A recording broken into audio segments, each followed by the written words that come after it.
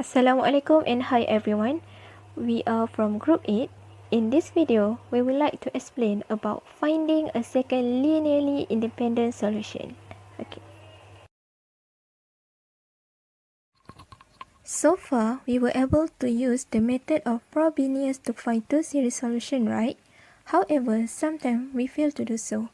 How do we find the second one if it exists?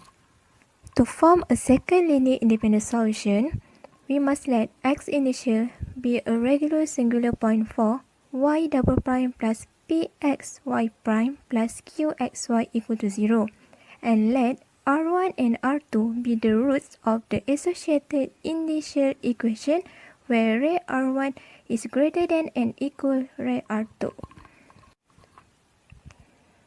Okay, based on this table, we have three methods to find y1 and y2 based on the root condition. The first one is, if r1 minus r2 is not an integer, we can use this formula for y1 and this formula for y2. The second one is, if r1 equal to r2 equal to r, we can use this formula for y1 and this formula for y2. And the third one is, if r1 minus r2 is a positive integer, we can use this formula for y1 and this formula for y2.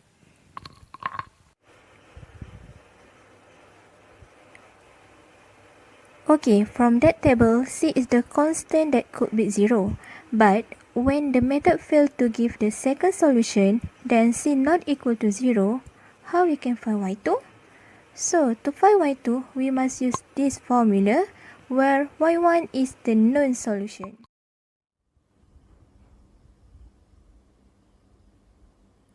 Based on example of 2.16, which is method gives only one solution.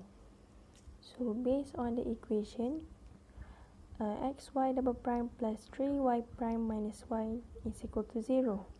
So we need to change into a standard form, which is y double prime plus px y prime plus qx y is equal to 0. So we will get the value of px, which is 3 over x, and we will get qx, which is negative 1 over x. From that, we know that our x is equal to 0 is the singular point of ODE. So to check the singularity at x equal to 0, we need to use this x px is equal to 3, while x squared qx is equal to negative x.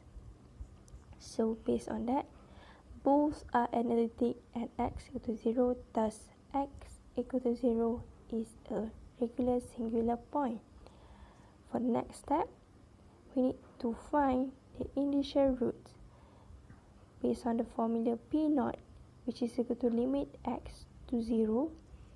For x px, we'll get the value 3, and for q naught, limit x to 0, x squared qx will get the value of 0.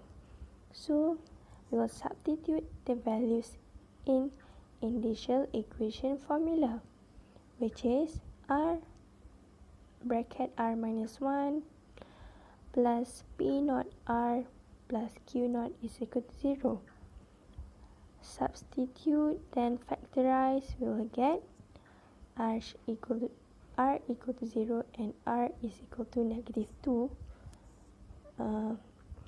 which is the exponent and also known as the roots of initial equation. Next step, we apply the method of Frobenius. So as we know, y is equals to the summation of n is equal to 0 to infinity an xn plus r. So we need to find the first derivative and followed by the second derivative. Then we will substitute the value into the first equation. So we will get this after substitute into the equation. Then factorize.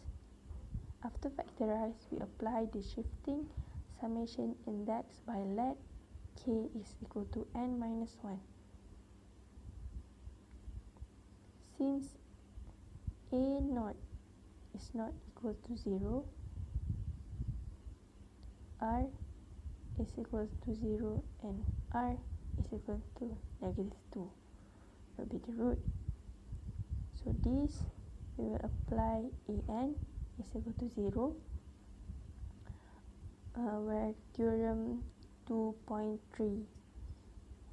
So we will get a k plus 1 is equal to ak over k plus r plus 1,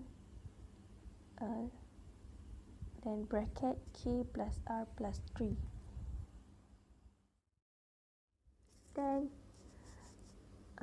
to apply recurrence relation, we will take the largest root first.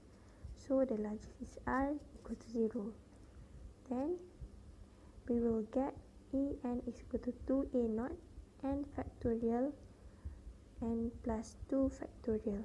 Then for the roots of r equals to negative 2, we will get b naught over n factorial n minus 2 factorial. Then let a naught is equal to 1 and b naught is equal to 1. Then we will get y1. Then we will get y2. However, in the recursion relation, it's produce one or more infinite result when using the R2 root. Then method of Frobenius will not yield the second solution, and you have to apply a formula of y2. Okay, example 2.17, we must find the general solution of x y double prime plus 3y prime minus y equal to 0. Actually, this ODE is same like example 2.16. So, to find the general solution, we must have y1 and y2, right? Therefore, we just take y1 from the example 2.16. And our y1 is 1 plus 1 over 3x plus 1 over 24x squared plus 1 over 360x cubed. Okay, we know that r1 minus r2 equal to 0 minus negative 2, and we got 2.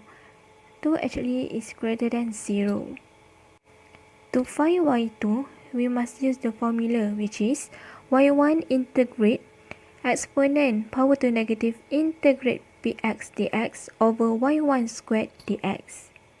From ODE, our px is 3 over x.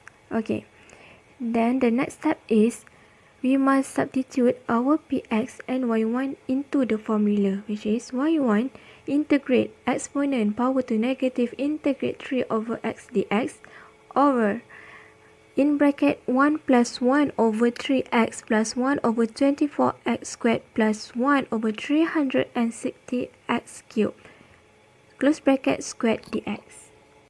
After we substitute our px and y1, we simplify until we got the simple equation before we integrate, which is y1 integrate 1 over x cubed minus 2 over 3x squared plus 1 over 4x minus 19 over 270x dx.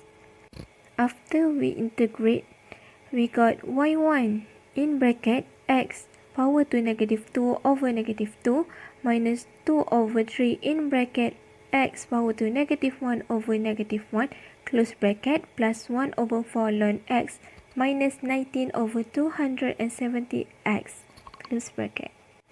So we got y2 equal to y1 in bracket negative 1 over 2x squared plus 2 over 3x plus 1 over 4 ln x minus 19 over 270x.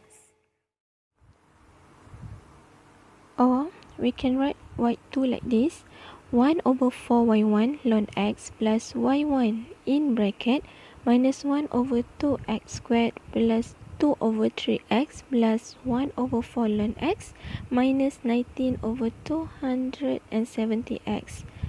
Close bracket. Okay, so the general solution is y equal to c1 y1 plus c2 y2.